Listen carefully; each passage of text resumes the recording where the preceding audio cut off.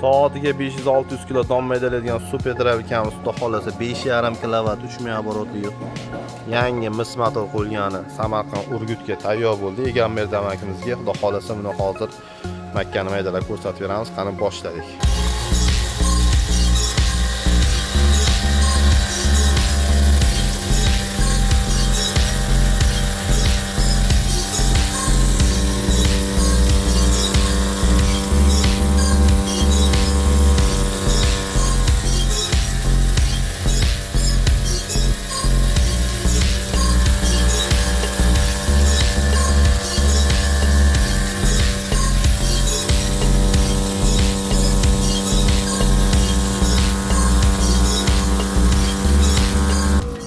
Hurmatli obunachilar, ko'rgan bo'lsalaring 10 kg makkani maydalab bo'ldi. Necha sekundda maydalaganini kommentariyada kutamiz. Sog' bo'linglar, salomat bo'linglar.